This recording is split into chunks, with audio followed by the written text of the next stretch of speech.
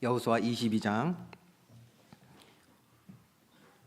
10절부터 12절 말씀 우리 한 절씩 교도하겠습니다. 르우벤 자손과 므낫세 반지파가 가나안 땅 요단 언덕가에 이르자 거기서 요단가에 제단을 쌓았는데 보기에 큰 제단이었더라. 이스라엘 자손이 들은즉 이르기를 르우벤 자손과 갓 자손과 므낫세 반 지파가 가나안 땅의 맨 앞쪽 요단 언덕가 이스라엘 자손에게 속한 쪽에 제단을 쌓았다 하는지라. 같이 읽겠습니다. 이스라엘 자손이 이를 듣자 곧 이스라엘 자손의 온 회중이 실로에 모여서 그들과 싸우려 가려 하니라. 아멘. 이제 날씨가 제법 쌀쌀해졌습니다. 저도 한 2주 정도 폐렴 겪으면서 잘 이제 회복을 하고 있는데 아직 살짝 제가 휴유증이 좀 남아서 기침이 좀 나오는데 혹시 나오더라도 양해 부탁드립니다. 건강들 유의하시면서 또 은혜 받는 일에 집중해야 되겠습니다. 우리는 지난 시간에 그 가나안 정복과 이제 땅 배분까지 다 마치고 가나안의 땅을 받지 않겠다 했던 이스라엘의 세 지파, 여러분 아시죠? 오늘도 읽었습니다. 르우벤, 갓 그리고 므낫세 반 지파가 이제 다시 가나안이 아닌 요단을 다시 건너서 요단 동쪽으로 이제 나아가는 모습을 장면을 우리가 지난 시간에 봤습니다. 사실 우리가 민수기를 마치고 또 여호수아를 시작하면서 제가 이 부분에 대해서 다루면서 너무 안타깝다. 마음이 많이 안타까웠습니다. 왜냐하면 우리들의 삶으로 나타나는 행동들은 결국 누군가에게 전달이 되는데요. 이것을 우리는 우리의 삶이다 혹은 생활이라고 말하죠. 언뜻 보면 이들이 결정했던 그 선택, 행동 말이에요. 세상 기준에서 보면 이들이 요단 동쪽의 그 땅을 얻었던 것 자체가 세상 기준입니다. 현명하고 합리적이고 그렇죠? 그렇게 보여요. 더 나아가서 이제 보겠지만 여기에 그 동쪽에 머물고 나서 그게 끝이 아니라 자신들은 또 가나안 정복을 위해서 함께 하겠다는 거예요. 그 의리도 있어 보이고. 여러분 정말 사실은 이들의 선택이 그리 나빠 보이지는 않거든요. 요단 동쪽에 사는 것. 여러분은 어떻습니까? 민수기 32장을 한번 읽고 다시 한번 좀 정리를 해봐야 될 것 같아요. 민수기 32장 16절에서 19절 말씀 우리 한 절씩 교독을 또 해보겠습니다.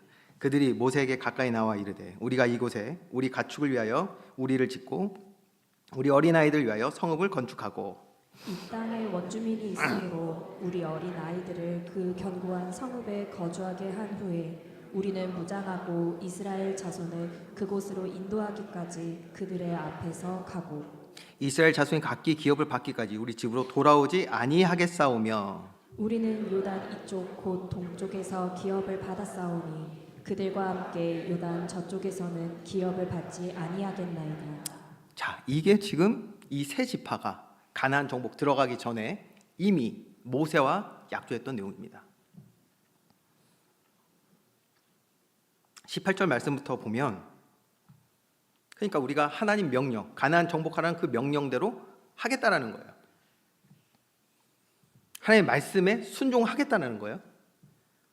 자, 이렇게 순종하는 모습 이걸 우리 뭐라고 하죠? 이게 바로 신앙입니다. 신앙. 순종하겠다가 신앙이에요. 또 우리 신앙의 모습이 또 뭐가 있죠? 우리가 말씀을 보는 거, 말씀을 듣는 거 이것도 신앙의 모습입니다. 그렇죠 여러분? 또 우리가 찬양하고요, 기도하고요, 헌신 봉사하는 거 이거 다 신앙의 모습입니다. 그래서 이렇게 우리의 삶으로 보여지는 것을 우리는 생활이라고 말하는 거예요. 삶에 드러나는 모습. 그러면 이제 단어가 조합이 되죠. 이게 뭐다? 신앙생활입니다. 신앙생활. 지금 이 세 지파는 하나님 말씀에 순종하겠다. 신앙생활을 하겠다라는 거예요. 하나님의 말씀에 순종해서 가나안 정복 들어가겠대요. 신앙생활 하겠대요. 그런데 우리 방금 읽은 16절 말씀부터 보면 그 신앙생활의 목표와 방향, 이게 잘 나타나 있거든요. 여러분, 우리의 삶의 그 생활의 삶의 모습에는 방향이 있어요. 우리의 신앙에도 지금 방향이 있어요. 여러분, 우리의 신앙생활을 오늘 잘 돌아볼 수 있는 은혜의 시간 되기를 주님의 이름으로 축원드립니다. 그러면 민수기 32장에 이들이 가나안 정복 들어가기 전에 모세와 말했던 이들의 신앙생활의 모습, 방향은 어떤 것이었습니까? 볼까요? 정리를 해봤어요. 세 가지로 16절부터 17절 말씀입니다. 첫 번째, 왜 이들이 하나님 말씀에 순종하겠다, 신앙생활하겠다 라고 말하냐. 첫 번째, 우리 가축을 위하여 라고 그랬어요. 우리 가축을 위하여. 이들이 하나님 말씀에 순종하겠다는 이유 첫 번째, 우리 가축을 위하여. 성경이 참 솔직하게 다 기록했어요. 두 번째 뭐요? 어린아이들을 위한 성읍을 짓겠다라는 거예요.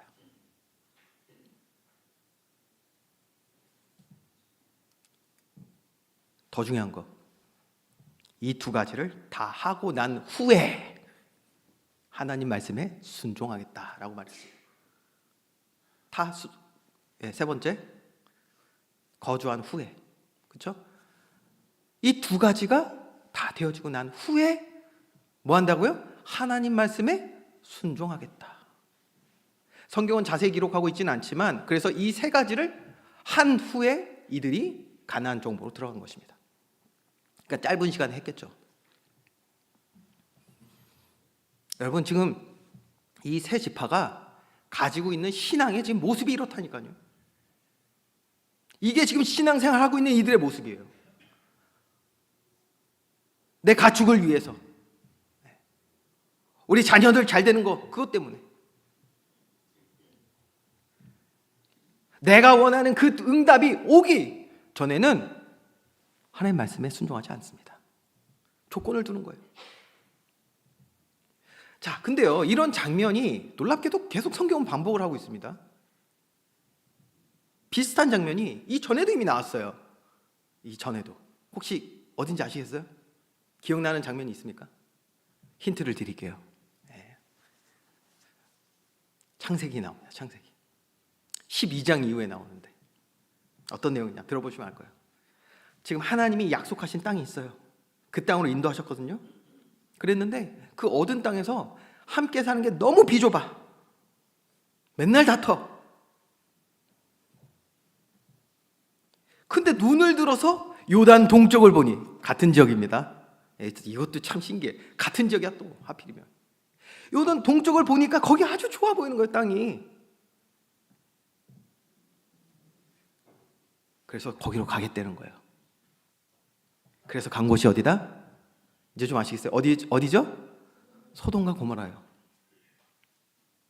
소돔과 고모라. 자, 소돔과 고모라를 택하여 갔던 사람이 바로 롯입니다. 아니요, 롯이 그런다고 해도 그걸 말리고 타일르고 주의 말씀으로 바르게 가르치고 인도해야 할 사람이 누굽니까? 아브라함이에요. 그러지 말아야 된다. 하나님의 말씀에 우리는 순종하여. 죽어도 여기서 죽어야 된다. 그렇게 말해야 될 아브라함이 그렇게 하지 않았어요. 왜요?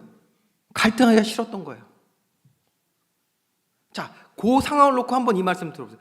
네가 자하면 나는 우하고 너가 우하면 내가 자하겠다. 이거 무슨 말씀을 보이십니까? 믿음의 말인가요? 아니에요. 자기 살겠다는 거예요. 지금 아브라함이 갈등하기가 싫었던 거예요. 네? 갈등하기 싫었던 거예요. 여러분, 모세도 마찬가지였거든요. 모세가 모세 그 마지막 말년에 보면 너무 지쳐 있었어요. 지쳐서요, 그 마음이요 너무 힘들었어요.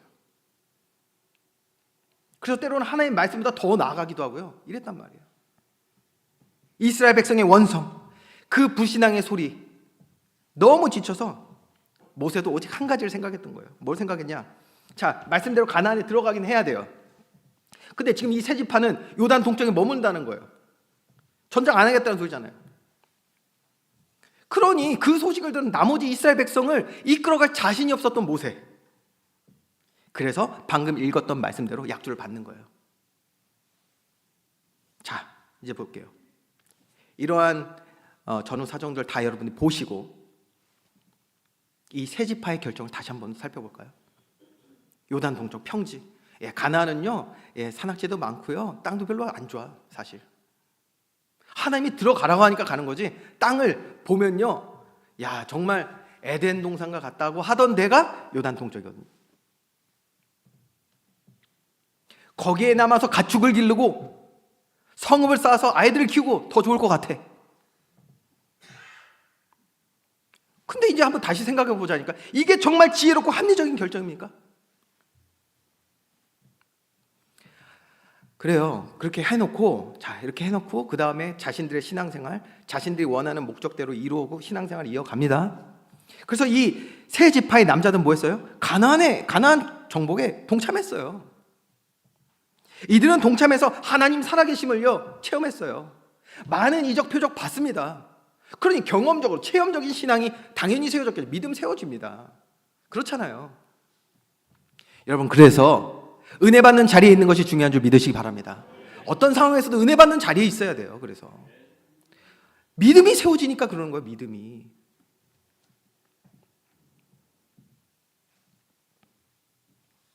그러니까 안타깝지 않습니까? 자신들은 가가지고 하나님 살아계신 걸 체험하는데 그게 뭐가 그렇게 합리적이고 그게 맞다고 자기 자녀들은요 하나님 말씀과 상관없는 곳에다 둔단 말이에요. 남은 가족들은 이걸 체험 못하잖아요. 하나님 살아계심을 체험하지 못하잖아요. 그래서 여러분, 우리가 이쯤에서 질문을 해야 합니다. 무슨 질문? 여러분, 우리 사랑하는 자녀들이 좋은 대학 가기 원하시죠? 좋은 대학 가는 거 중요하지 않습니까? 이거 어려운 질문이 아닌데. 저 우리 애들이 좋은 대학 갔으면 좋겠어요. 돈 잘 버는 거 중요한가요? 안 중요한가요? 중요하죠. 돈 많이 버세요. 난 요즘 교회 학교만 하면서 생각을 한다니까요. 지난 주간에도 벌써 30명 넘게 왔어요, 애들이. 그러니까 무슨 생각하냐면, 야 이거 빨리 다른 데로 가야겠다. 그래도 여러분들이 축복 받아야 다른 데로 가기도 할 것 같은데, 돈 잘 버는 거 중요합니다. 저와 여러분이 세상적으로 잘 되는 거 중요합니다. 여러분, 또 중요한 게 있어요. 하나님을 체험하는 사실적인 믿음과 신앙 세워지는 거 중요합니까? 안 중요합니까? 중요합니다. 그럼 질문 조금 바꿔볼게요. 다 중요합니다. 우리 삶에 안 중요한 거 사실 없어요. 이 시간이 얼마나 소중합니까? 아무리 나그네의 삶이어도, 여러분 비행기 티켓 끊어가지고 좋은 데 어디 여행 갔어요. 그것도 중요한 거예요. 물론 다시 돌아가겠지만 중요합니다. 그러면 제가 질문을 바꿔볼게요. 만약 우리에게 하나만 선택을 해야 된다. 신앙입니까? 세상입니까? 이게 우리의 중요한 질문이 되는 거예요. 뭐가 우선순위냐는 것이죠. 여러분 보세요. 오늘 실제 나의 삶의 지식과 정보와 경험은 어디에 쏠려 있습니까? 신앙입니까? 세상입니까? 우리의 지식과 정보, 경험 어디에 쏠려 있냐니까요. 말씀과 예배 속에서 우리가 이 모든 것들을 얻고 있습니까? 아니면 세상과 인터넷과 카페 동호회입니까?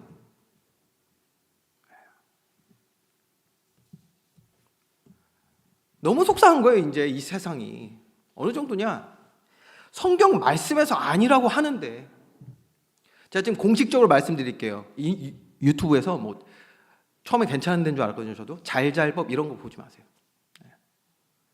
거기 참 이 교묘한 것들이 어떻게 하냐면 좋은 정보를 주더라고요. 그리고 거기 나오는 패널들도 다 나쁜 분들이 아니에요. 좋은 분도 있어요. 그런데 대부분이 이게 아주 잘못된 사람들이더라고요.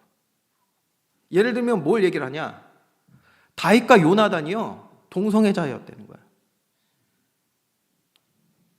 나도 내 친구들 사랑하는데 그럼 제가 동성애자입니까? 저도 제 친구들 사랑합니다. 동성애자래. 예수님은 남자시로 오시지 않았기 때문에 LGBTQ라는 거예요. 무성애자. 그걸 주장하던 사람들이 거기서 떠들고 있더라고요. 여러분 유튜브 아무거나 보지 마세요. 네. 큰일 납니다. 그런데 여러분 뭐냐? 제가 무슨 말씀 드리고 싶냐?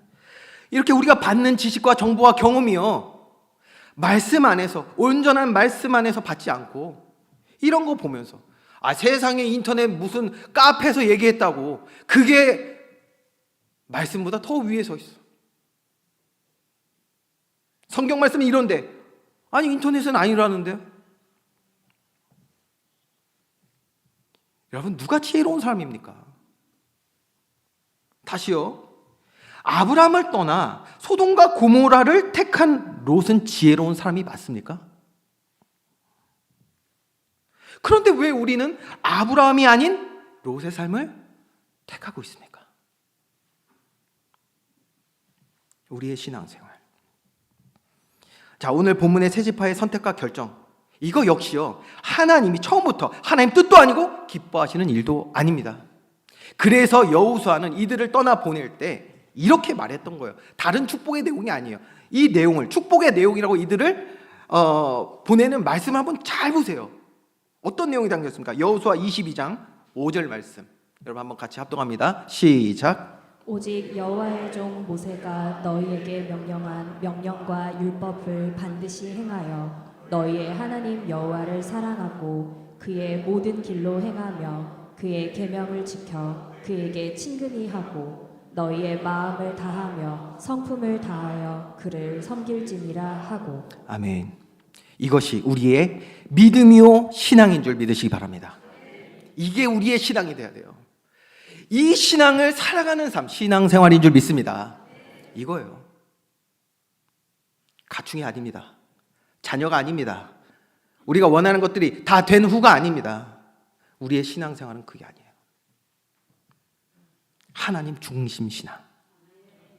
내 중심, 인본주의가 아니에요. 신본주의. 하나님 편에 서는 날 되기를 주님의 이름으로 축원드립니다. 여러분 이게 신앙생활입니다. 그렇기 때문에 신앙생활은 단순한 종교 형식과 모양이 아니에요.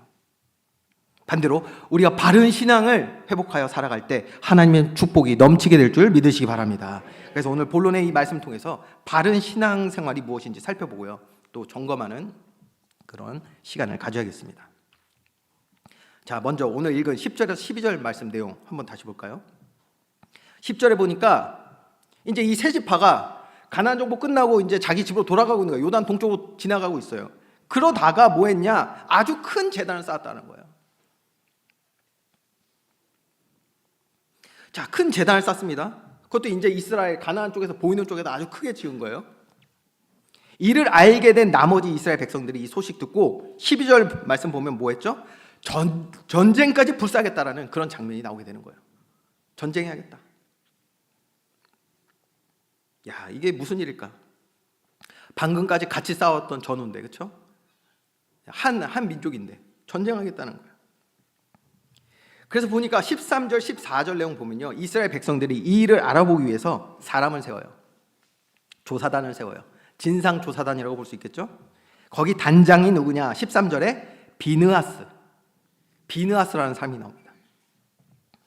여러분 참고로 비느하스는 아론의 후손이에요. 그러니까 레위 사람이고 대제사장입니다. 자, 이 비느하스가 단장이 되어서 나머지 10개 지파의 수령이라고 했는데 천부장들 한 명씩 보낸 거예요. 다른 말로 하면 이스라엘을 대표한 사람들이 진상조사단을 꾸려서 지금 여기를 가는 거예요. 왜 이들이 제단을 여기서 세우냐? 비느하스 누군지 여러분 기억나세요? 요거 기억나는 사람은 저 성경 박사 비느하스. 한국 사람들 하여튼 대충 잘 모르겠으면 우물우물하는 소리만 들려. 정확히 들리진 않아요. 비느하스가 누구냐면 우리가 기억을 조금 더듬어서 민수기 25장으로 가보겠습니다. 거기 아주 끔찍한 사건이 있거든요. 어떤 사건이냐? 이스라엘 백성이 이제 광야를 지나가고 있었잖아요. 광야 생활 40년 동안에 광야를 지나가다가 시딤이라는 곳에 머물게 돼요. 이때 이스라엘 백성들이, 남자들이 모압 여자들과 사랑에 빠져요. 여기까지는 뭐 그렇게 큰 문제가 아니거든요. 그런데 이게 단순한 사건이 아니었던 게 어떤 일이 일어나죠? 민수기 25장 1절에서 3절 말씀 여러분이 한번 읽어보겠습니다. 시작. 이스라엘이 시딤에 머물러 있더니 그 백성이 모압 여자들과 음행하기를 시작하니라. 그 여자들이 자기 신들에게 제사할 때에 이스라엘 백성을 청하며 백성이 먹고 그들의 신들에게 절함으로 이스라엘이 바알보올에게 가담한지라. 여호와께서 이스라엘에게 진노하시니라. 자, 이 모압 여자들과 동침하고 서로 사랑하게 되면서 어디까지 갔냐면 우상 숭배, 우상을 사랑하고 교제하고 그 삶을 누리는 때까지 간 거예요. 우상 문화. 아니, 이스라엘 백성들이 출애굽하여 시내산에서 하나님과 언약 맺은 그 구원하시는 하나님 여호와 앞에서 뭐 하고 있습니까? 바알 부올에, 부올이라는 지역의 바알. 그러니까 우상이에요, 우상.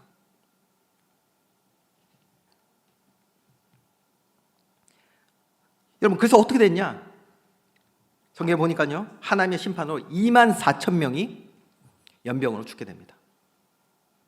이 숫자 계속 늘어나고 있었던 거예요, 당시에.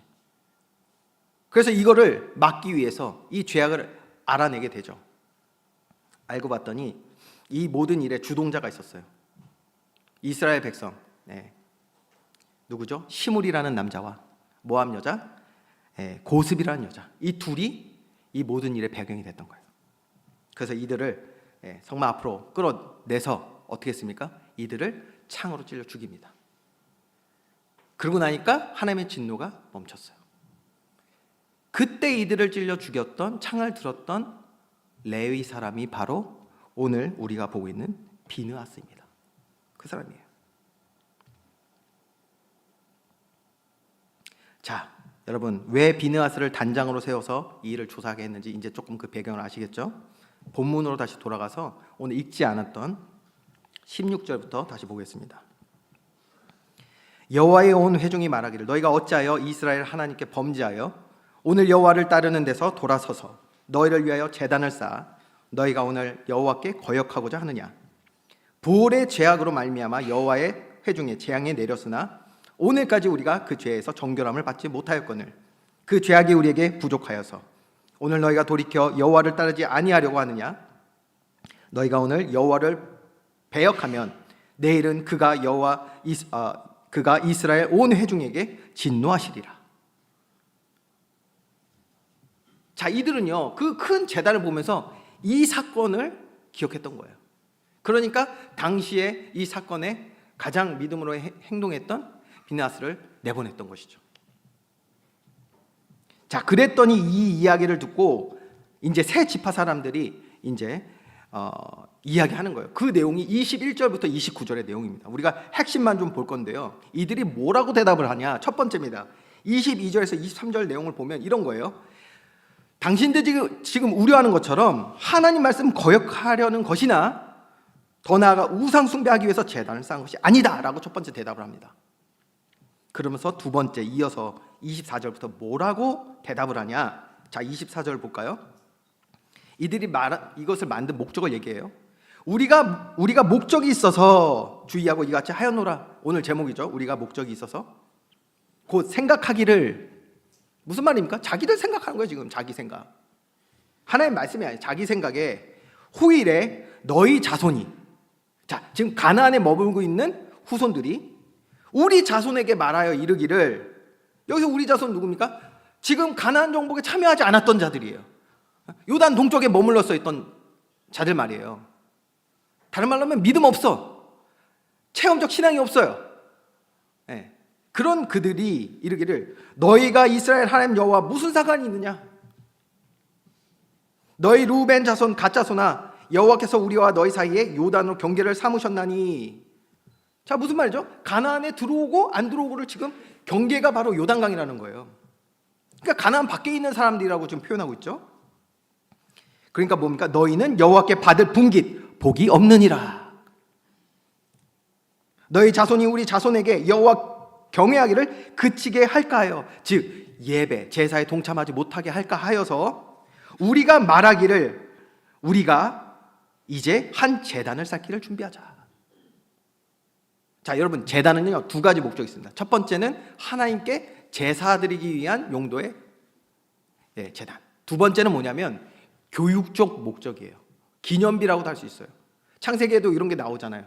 야곱이 그 베었던 돌 베개 거기에다가 돌을 세우죠. 그게 제단입니다. 똑같은 그 제단을 말하는 거예요. 근데 이거를 엄청 크게 지금 지었다면 왜? 요단 그 사이에 두고 양쪽에 있는 그 후손들이 보게 하기 위해서 이걸 세운 거예요.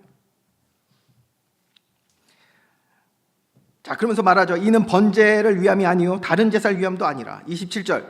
우리가 여호와 앞에서 우리의 번제와 우리의 다른 제사와 우리의 화목제를 섬기는 것을, 즉 우리도 하나님께 예배할 수 있는 자들인데 우리와 너희 사이에 우리의 후손 사이에 증거가 되게 할 뿐으로써 너희 자손들이 후일에 우리 자손들이 이르기를 너희는 여호와께 받을 복이 없다, 예배 못 드린다 라고 할까봐 이걸 지금 지었다라는 거예요. 왜 이걸 만들었는지 여러분 이제 이해가 되시죠? 그러면서 28절에 다시 한번 그거를 확인시켜주면서 얘기하는 것입니다. 정리를 좀 해보면요, 이 세 지파가 돌아가다 말고, 요단 동쪽으로 돌아가다 말고 지금 이 큰 제단, 제사 용도가 아니에요. 여기 보니까 증거 혹은 교육 목적으로 이 제단을 쌓았단 말이에요. 이유가 뭐다? 나와 내 자손들도 이스라엘 백성이다. 우리도 제사를 드리며 예배하며 하나님께 복을 받을 수 있는 존재들이다.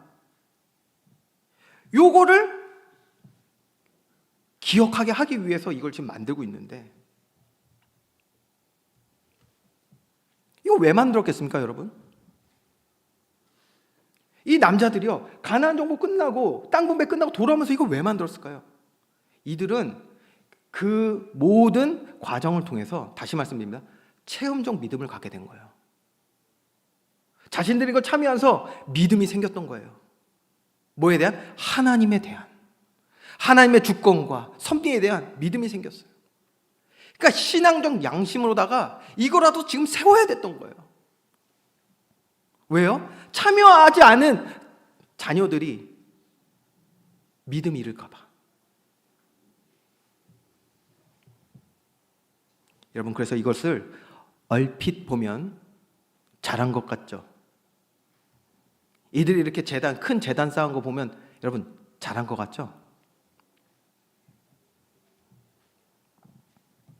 다시 말씀드릴게요. 그들의 신앙의 양심상 이렇게 할 수밖에 없었다는 거 부정하지 않습니다. 그런데 저는 여기서 이들의 신앙에, 이것도 신앙생활의 모습이에요. 제단 쌓은 게, 이 신앙생활에 엄청난 갈등이 보였어요. 어떤 갈등입니까?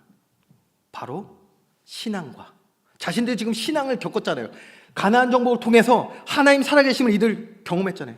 신앙과 뭐에 대한? 요단 동쪽, 세상에 대한 갈등이 표출되는 장면이 바로 이 장면인 거예요.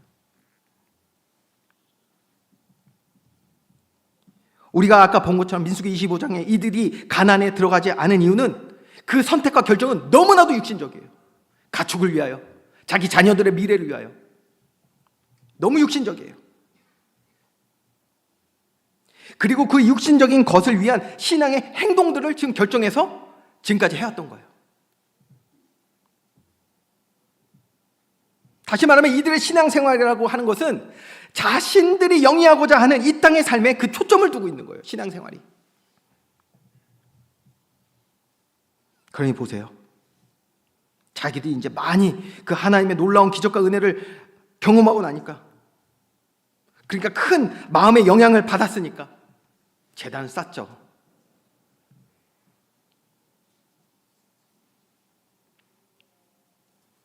근데 왜 이것이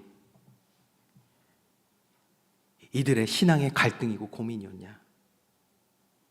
더 나아가 혼돈이었냐? 여러분, 오늘도 많은 주의 백성들이 이런 신앙적인 갈등과 고민과 혼돈 속에 있거든요.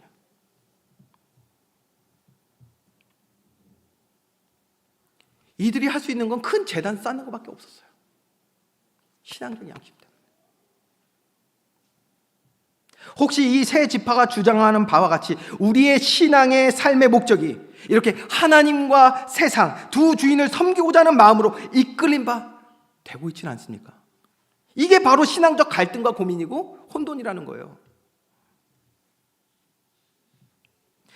다시 말씀드립니다. 하나님의 일하심을 체험하지 못한 자들, 오늘 성경의 내용 보면 요단 동쪽에 머물렀던 자들은 이걸 체험하지 못했어요. 그러면 어떻습니까? 그들의 실제는 뭐가 돼요? 세상의 지식과 정보와 경험, 요거 세 가지를 합치면 무슨 말이 되냐? 진리가 되거든요. 진리. 세상 것이 진리가 되는 거예요. 말씀과 예배가 아닌 세상을 통해 얻는 것이 진리가 되니까 너무나도 쉽게 소돔과 고모라를 택하는 자가 된단 말이에요. 그게 개인의 삶이 되고 그것이 가정이 되고 그것이 그 땅의 문화가 되어버려요.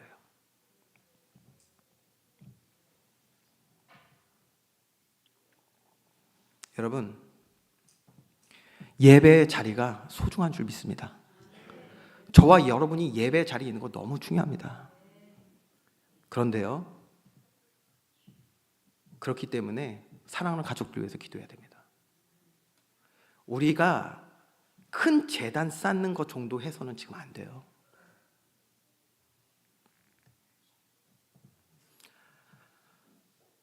많은 사람들은 지식과 정보와 경험들을 얻으며 그것을 삶의 진리로 삼아가고 있습니다. 그런데 그것이 하나님의 말씀이 아닌 다른 것이 되면 반드시 세속화될 수밖에 없습니다. 오늘 저와 여러분 예배 자리에 있습니다. 말씀 들으며 또 허락하신 삶의 현장에서 하나님의 말씀 성취됨을 체험해 나가게 될 줄 믿습니다. 그렇다면 이제 단순히 큰 제단을 쌓는 수준에, 그런 갈등하는 수준에, 고민하는 수준에, 혼돈하는 수준에 있어서는 안 됩니다. 우리의 신앙생활이 여전히 하나님과 세상 사이에 두고 갈팡질팡하는 것이 아니라 천지를 창조하시고 운행하시며 오늘도 우리 각 사람에게 말씀 주시고 성취하시는 하나님께로 돌아서는 믿음의 용기와 담대함을 얻는 날 되기를 주님의 이름으로 축원드립니다. 여러분, 정말 이렇게 우리가 은혜 받고 체험했다면 뭐 해야 되겠습니까? 요단 동쪽에 있는 가족들 데리고 들어가야죠. 자, 19절 말씀, 오늘 본문 19절 말씀, 여러분 믿음으로 한번 19절 말씀 같이 읽겠습니다.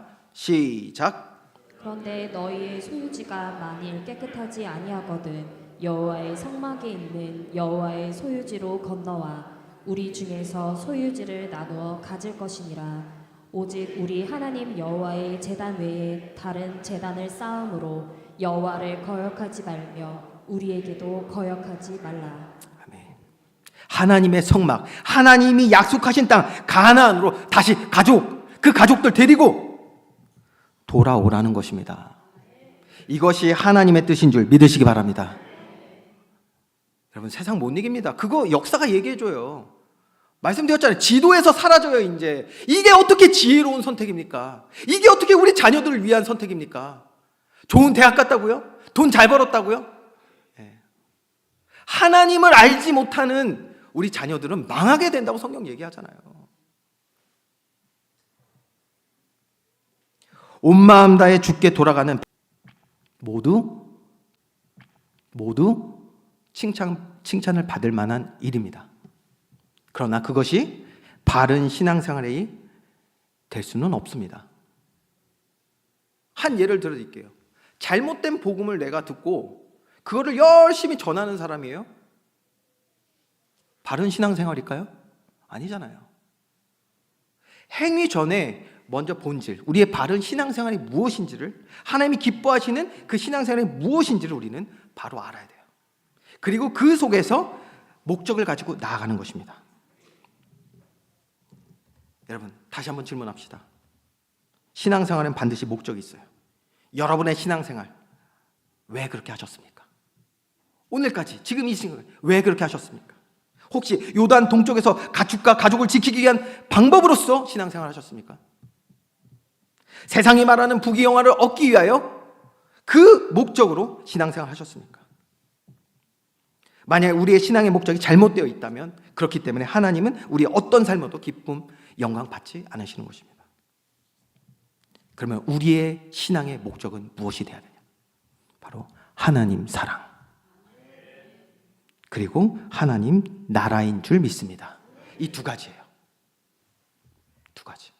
뭐요? 우리의 바른 신앙생활은 뭐다? 첫 번째, 하나님 사랑. 두 번째, 하나님 나라.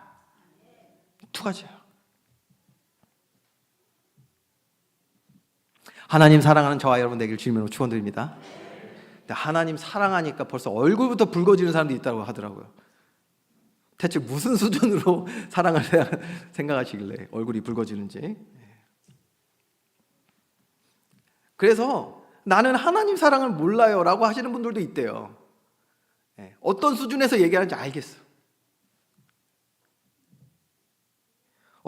어떤 그 남녀 간의 육체적인 사랑, 그 생각, 그런 수준에서 벗어나시고.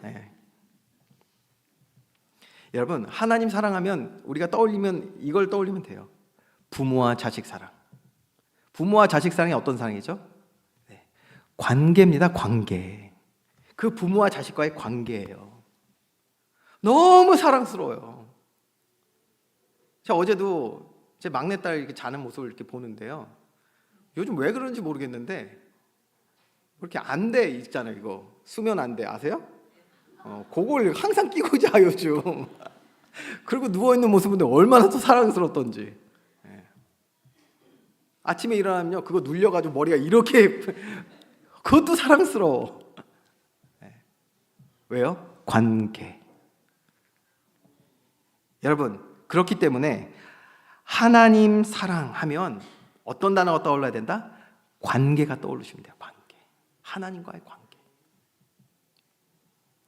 하나님은 우리와의 관계를 가장 중요하게 생각하시는 줄 믿습니다.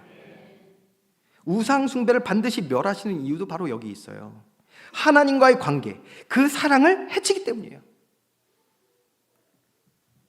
그런데 보세요. 하나님과의 관계, 사랑이 있으면 우리는 하나님을 소망하게 됩니다.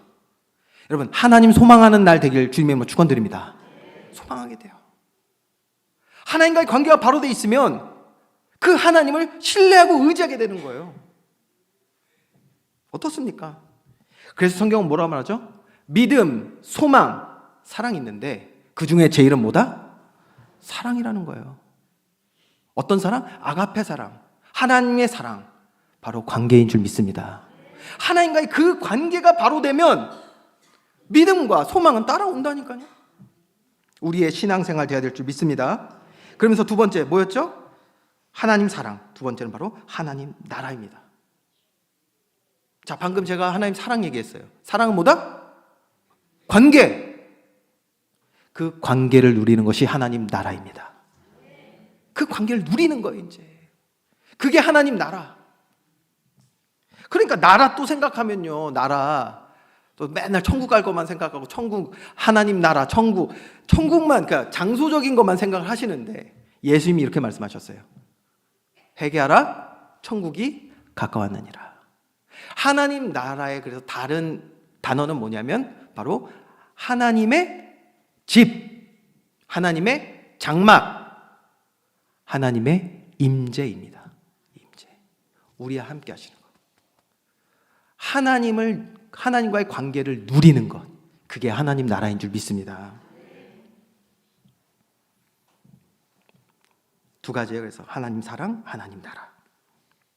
이것을 이루시고자 계획하신 것이 뭐냐? 그게 바로 하나님의 구원 계획이고, 죄로 무너졌던 그 하나님과의 관계, 그 사랑을 회복하시고, 그리고 하나님 나라의 복을 회복하셔서 구원을 완성하신 분이 누구냐면 그게 바로 예수 그리스도시잖아요.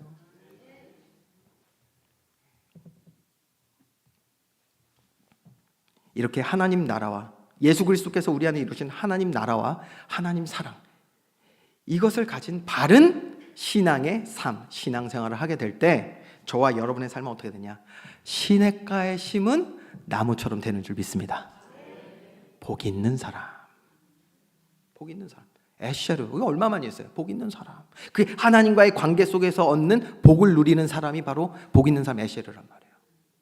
어떤 사람이 된다? 이게 바른 신앙인 거예요. 하나님 사랑, 하나님 나라를 누리는 사람. 그러니까요, 저는 이게 시편 1편 3절 말씀이 저한테 가장 큰 은혜를 많이 주는, 울림이 큰 구절 중에 하나거든요. 왜냐? 그 말씀 보면요, 이 복 있는 사람, 하나님과의 관계가 바로 된 복 있는 사람은 어떻다? 시절을 쫓아 과실을 맺는다라는 거예요. 우리 삶에 언제나 우리가 뜻하는 대로 좋은 일만 있습니까? 그렇지 않아요. 어려운 일도 있고요, 가슴 아픈 일도 있고요, 함께 기도해야 될 일들도 있습니다. 그 모든 순간 속에 바른 신앙생활에서 하나님 사랑하고 주의 사랑, 그 관계를 누리는 저와 여러분 된다면 시절조차 하나님 주시는 과실 맺게 될 줄 믿습니다. 넘쳐나게 돼요. 넘쳐나. 저와 여러분의 삶에 그리스도의 사랑이, 그리스도의 향기가 넘쳐나게 될 줄 믿습니다. 그러면 여러분, 넘쳐나니까요, 남아 도는데 어떻게 하겠어요? 여러분, 옆에 사람도 주시고 해야죠. 이웃사랑. 그래서 두 가지 법인 거예요. 가장 큰 법. 하나님 사랑, 이웃사랑. 복음을 전하게 되는 거예요. 이웃사랑으로 곧 전도와 선교가 되어지는 삶이 될 줄 믿습니다. 여러분, 그래서 이러한 바른 신앙생활 속에서 우리가 누리면서 마음과 생각 다하는 모든 헌신과 봉사, 모든 우리의 신앙의 모습들, 예배 모습, 말씀 보는 거, 기도하는 거, 찬양, 이 모든 것이 하나님 기뻐 받으시게 되고, 또 저와 여러분을 더 쓰시고자 많은 것을 맡기시는 그런 아름답고 존귀한 삶이 되게 되는 줄 믿습니다. 이러한 축복 누릴 수 있는 저와 여러분, 우리 교회 되기를 주님의 이름으로 축원드립니다. 기도하겠습니다. 사랑의 하나님, 감사합니다. 하나님, 우리의 신앙생활이 주님 앞에 온전히 바르게 회복되는 날 되게 하여 주시옵소서. 하나님 사랑합니다. 주님과의 깊은 관계 속에서 주님을 소망하고 의지하는 믿음의 삶 되게 하여 주시옵소서. 날마다 하나님의 나라를 누리기 원합니다. 바른 신앙생활 속에서 우리의 모든 삶이 주님께 영광 돌려지는 기쁨의 삶이 되게 하여 주시옵소서. 감사드리며 예수 그리스도의 이름으로 기도합니다. 아멘. 이 시간 광고 시간인데요.